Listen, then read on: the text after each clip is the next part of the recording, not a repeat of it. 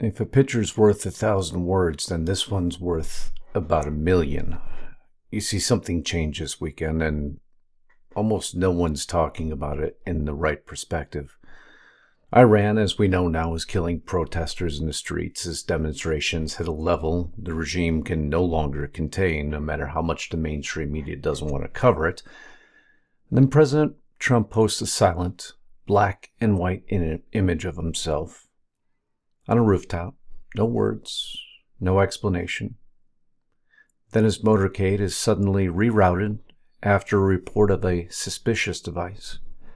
And the U.S. Doomsday aircraft is repositioned to Washington. None of these things on their own are definitive, but taken together, they form a pattern. A pattern that you need to be aware of and paying attention to, because patterns are how power communicates before announcements are made. Stay with me on this, because this isn't about headlines anymore. This is about red lines, critical mass, and what happens when a regime crosses the point of no return. And that's the story I'll bring you in just a few seconds.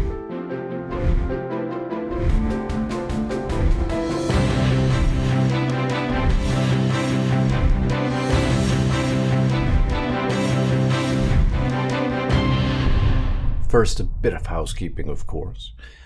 Federal prosecutors open investigation into Fed Chair Powell. You knew this was coming. It was not if, it was when. The U.S. Attorney's Office in the District of Columbia has opened a criminal investigation into Jerome H. Powell, the Federal Reserve Chair, over the central bank's renovation of its Washington headquarters and whether Mr. Powell lied to Congress about the scope of the project. And of course, he puts out a message. I'm not going to play it for you. It's irrelevant in the bigger scope of things, but what is relevant is what's behind this story. Because what you're witnessing is something that should stop, well, every American cold. For the first time in modern history, the Department of Justice has subpoenaed the Federal Reserve itself and launched a criminal probe into the sitting Fed Chair Jerome Powell, the man who controls the most powerful financial lever on the planet Earth. This isn't routine oversight. It's technically unprecedented. Many would argue well-deserved. And according to multiple reports now, the investigation centers on Powell's testimony to Congress regarding a roughly $2.5 billion renovation of the Federal Reserve's headquarters. You remember when President Trump visited, gave Powell a few barbs in the side, which he well-deserved. Prosecutors are now claiming Powell may have misled lawmakers about the scope and cost of that project, and they've escalated it all the way to potential criminal exposure. Just let that thing sink in for a moment. The Fed chair under criminal investigation while still in office. Rumors swirling that Trump's already handpicked his successor, but Powell responds with swift and an unusual message. In a rare public statement, he warned that this probe appears politically motivated, saying it threatens the independence of the Federal Reserve itself. Powell made it clear this isn't really about drywall and construction cost. No, you could just keep spending all the money you want, as much as you want, because this isn't about pressure.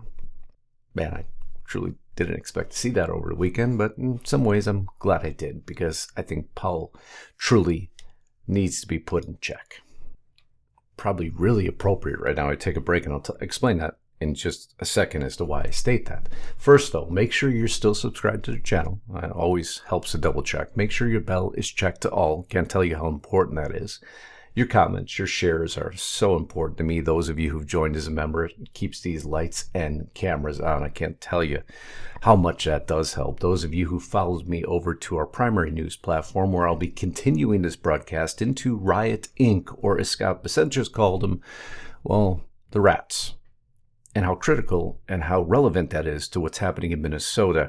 And it's a much larger story than you may realize. Remember, monthly and annual subscriptions there. No commercials, no interruptions, restricted republic.com. Also, when we're talking about what just happened with the Federal Reserve and gold suddenly soars, it becomes especially applicable for you to go to justiceknightgold.com. This is hence why they've been such a successful sponsor for so long. That is Noble Gold. If you haven't gone to justiceknightgold.com yet, and if you're over 40 and planning to retire someday, the window to protect what you've built may be smaller than you realize. Here's a question most people never ask. Is your portfolio built for what's coming next? Many in their 40s and 50s discover they have little to no exposure to precious metals. That means their savings are largely tied to markets, policies, and paper assets. And with what just happened with the Fed, you realize how that's not always the best decision, with very little protection if conditions change, as they just did. As retirement moves from someday to on the horizon, protecting what you've already built becomes just as important as growing it. That's where Noble Gold Investments comes in, helping investors reduce risk by adding physical gold to their portfolios. Right now may be a smart time to talk with Noble Gold Investments by going to justiceknightgold.com. No pressures, no sales gimmicks, just clear answers and a strategy built around your goals. So I need you to go to justiceknightgold.com right now, and they have a really special offer. As a matter of fact, it's this beautiful offer. For every qualified account, this is the January silver bonus. This isn't just a normal coin, as you can tell by exactly how big this boy is. 3-ounce American Virtues Independence silver round coin. This bonus is available for all new qualified accounts. Remember, there's always a risk to investing, no guarantees, but if anyone can see you through that risk, it's Noble Gold. I need you to go to justiceknightgold.com right now. But now let's get back to this broadcast. You see, pressure to bend monetary policy or pressure to cut rates on command, pressure to fall in line. Powell says he won't do it. He stated plainly that public service sometimes means standing firm in the face of threats, and that he intends to continue to do the job he was confirmed to do without fear or political coercion. That statement alone, well, sent shockwaves not through Washington necessarily, but let's go through Wall Street. Markets reacted immediately. The dollar weakened. Gold surged, which shouldn't surprise you. Investors began pricing in uncertainty around every future rate decision because when the Fed chair is fighting off criminal subpoenas, confidence evaporates somewhat fast. And zoom out, because this isn't just a legal skirmish anymore. This is a full-scale power struggle between the White House and the central bank over who controls America's economic destiny, who sets interest rates, who dictates financial stability, and who answers to whom. This moment matters because when the independence of the Federal Reserve is challenged this openly, it doesn't just affect markets, it affects mortgages, savings, retirement accounts, and the global trust in U.S. financial leadership. And this story isn't going away, and the consequences could be historic. Hope you saw this from Kristi Noem. She put out January 8th, just a few days ago, 7 days notice to visit ICE facilities. She feels they're becoming PR campaigns that the Democrats like to suddenly show up and say, you need to let us in. We've seen this time and time again without any prior written notice. They're using it as a PR stunt. And the Democrats prove it almost immediately. Because as I reported yesterday, just 2 days after that bulletin, what did they do? To prove that Kristi Noem was right, Ilhan Omar and other Democrats show up at an ICE facility without 7-day notice. Of course, they're going to disagree with this, bring it back to the courts, because this policy is a clear attempt to subvert the ruling a mere 3 weeks ago. We will challenge this in court immediately, but I guess it's all about optics now, huh? And there's been a strange change in optics recently. I don't know if you saw this from AOC and the group. There was a protest in Queens, New York. Masked Islamicists went to a Jewish neighborhood in Queens to protest outside a synagogue while chanting, "We are Hamas." But here's what happened. Say it loud and clear, we support Hamas here. That was the chant they were making. AOC comes out. Hey, so marching into a predominantly Jewish neighborhood and leading with a chant saying we support Hamas is a disgusting and anti-Semitic thing to do. Pretty basic. Kirsten Hillebrandt. Hamas is a terrorist organization committed to the murder of Jews. This is hateful anti-Semitism. It has no place in our city and nation. Now, if you followed the history of these two, and actually you followed the history of Letitia James, Chuck Schumer, Kirsten Hillebrandt, Kathy Hochul, Mandani, AOC. Well, these statements, although many would not disagree with, seem contrary to prior statements they've made and may beg the question as to what exactly is going on here. Is this a reversal? My first thought was that they know something's happening, something's coming. And they're trying to disassociate from it, just like I'm trying to disassociate from being able to say that word. However, I believe it's something far simpler. You're coming into the midterms, and I believe the Democrats are simply attempting to sanitize their message, as they do before every election cycle, after which they'll reverse back to their prior talking points. So be very careful of what you believe. Make sure you research, and you always know your history. Bringing us back to this story. The important story. Trump says Iran is getting close to crossing the red line and vows to look at strong options after deaths of 500 protesters. Iran has thumbed its nose at President Trump, as they always do. As protests continue to grow, as people realize the size and scale of what's happening to Tehran right now, well, they're trying to get control of what's happening. And they're doing it through the means that they always do it. Unfortunately, through what many are defining as a massacre. The massacre feared as Iran tries to crush protests, U.S. weighs military option, even the UN coming out. Secretary General Guterres shocked by Iran regime's violence against protesters. Why would you be shocked?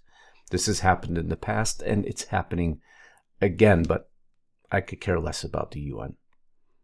All I care about is what President Trump's next move will be. What you don't understand about these protests is this: Iranians of every generation are risking it all for freedom. Teenagers have never known life outside the Islamic regime. Parents whose childhoods were violently stolen in 1979. Grandparents who still remember the golden age of Iran before this all happened. This isn't a phase. This is a nation rising up across generations. Rising up that President Trump's been watching. He warned no violence against those protesters. If Iran shots and violently kills peaceful protesters, which is their custom, the United States of America will come to the rescue. We are locked and loaded and ready to go. You remember that message, which was followed by another one. U.S. State Department in Persian just posted, in Persian, President Trump is a man of action. If you didn't know, now you know. Of course, words of Marco Rubio. But then President Trump posts something different. This image. This image was very selective. There's a reason for this image. And it doesn't play into our culture as much as it does Iranian culture. But this image alone wasn't enough to bring this broadcast to you. Something else happened. Far beyond just the massacre in Iran, although that is crossing Trump's red line. You may have heard that Trump's motorcade was diverted over the weekend, or maybe you didn't, because many in the mainstream media didn't cover it. This happened yesterday. President Trump's motorcade had been rerouted on Sunday after Secret Service agents discovered a suspicious device. White House Press Secretary Carolyn Leavitt shared the news as the president made his way to Palm Beach International Airport. During advanced sweeps of Palm Beach International Airport, a suspicious object was discovered. So bad was it that the motorcade was not only rerouted, but then Air Force One was seen on the opposite side of the airport. It appears to me that additional security is now necessary. Obviously, the administration knows there's a threat against the President of the United States of America. President Trump not backing down. These are violent leaders. I don't know if they're leaders or just they rule through violence, Trump said. But we're looking at it very seriously. The military's looking at it, and we're looking at very strong options.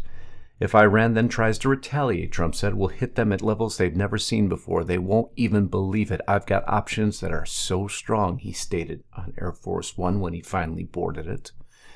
But that wasn't the only plane in play over the weekend. Many misreporting this. What was the Doomsday plane doing in LAX? That's not the plane I'm concerned about. There was a reason why it was in LAX, even though it's been in its 50-year operational history. The Boeing 747 E-4B Night Watch, widely known as the Doomsday plane, was seen at Los Angeles International Airport on Thursday evening. Very rare for it to be seen there, except for when you understand that there was a man walking out of it. And that man was Pete Hegseth, but there isn't only one Doomsday plane now, is there? There's two. It's the other one I was watching, which suddenly is going to be permanently stationed at Camp Spring now, near the White House, moved from its former home in Nebraska. Now those moves are a bit more significant and probably goes to frame in a slightly different story surrounding this image. A story that frames in what's happening and something that's gone from, well, a maybe and has now stopped being theoretical. Because what's happening in right now is not another protest cycle. Not another flare-up the regime can simply wait out. What you're seeing is critical mass. The moment where fear stops working and force becomes the regime's only remaining tool, which is in direct opposition to what President Trump stated. When a government starts killing its own people openly, at scale, it's not projecting strength, it's admitting weakness. It's admitting control is slipping, and history shows that once a regime reaches that point, there are only two paths left: reform or repression. Iran, as always, chose repression, and that choice matters. And it matters because of the words of President Trump. Because killing protesters is a red line President Trump has always treated differently. Not as a talking point, not as a press release, but as a legitimacy breaker. Once a regime crosses that line, it stops being a problem and starts becoming a liability, regionally and globally. Now look at Trump's posture, and look at what he posted. The black and white image of him standing on a rooftop wasn't random, and it wasn't vanity. And you can argue it wasn't meant to go viral. In Iranian political and military culture, symbolism speaks louder than language. Hierarchy matters. Calm matters. Vantage point matters. The man who is shouting is not the man who is feared. The man who is watching from above is. That image communicated overwatch, stillness, decision already weighed. The word soon. And it gets more serious. As I told you, Trump's motorcade was reportedly rerouted due to a suspicious device being discovered. No panic, no spectacle, just quiet adjustment. At the same time, the U.S. Doomsday aircraft designed for continuity of government repositioned to Washington. Now listen carefully. None of that means something is happening. Let me be very specific there. But it absolutely means something is being prepared for. That can't be ignored. Those assets don't move for optics.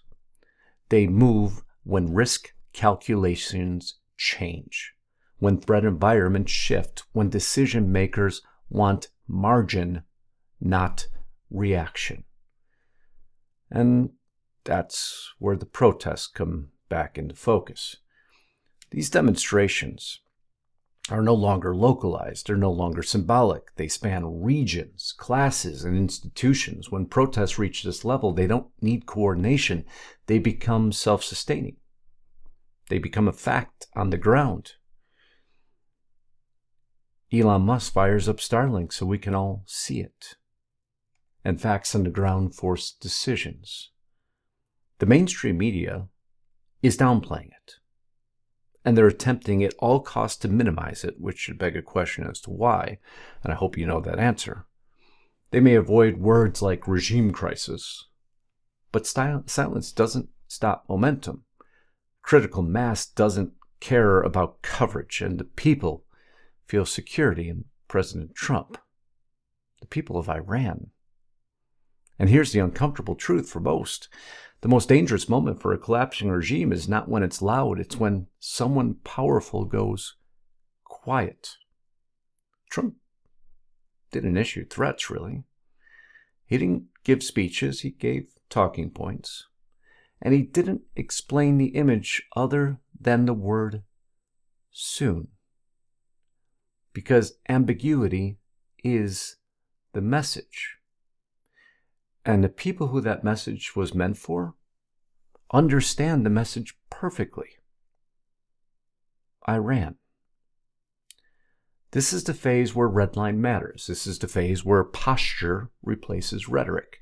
And this is the phase where things stop being hypothetical, whether the media wants to acknowledge it or not. And the significance of that picture is far larger than anyone was reporting to you. And I hope now it makes a whole lot more sense. Before I continue on, because something else big is happening. And it's not just on the streets. No, another quiet man named Scott Bessent said something. While tens of thousands are protesting in Minneapolis, behind the chants and behind the signs, there's something else very large moving. Money. Money to a degree that most of us can't even comprehend. Organized money. And for the first time, the Treasury Department is openly signaling they're ready to investigate the dark money NGOs fueling these movements. This isn't no longer about one protest, it's about a system. And I'm about to connect the dots for you. They don't want connected. And what Scott Bessent just announced he's going to do about it, as I continue on to part 2 of this podcast. If you haven't joined me at restrictedrepublic.com, I certainly hope you will. Again, annual and monthly subscriptions available. You have a dashboard you can cancel anytime. 14 days for free to check it out. All our public broadcasts are put there with all the commercials and interruptions removed, on top of the exclusive content that we provide almost daily. It is cataloged. I promise you, you can't afford to miss. We'd love to have you there today. For my Restricted Republic family, you know it's the black and white version of the color tab. I can't wait to see you there in just a moment. I love you all. Until next time, Godspeed and God bless. Justice Knight, signing out.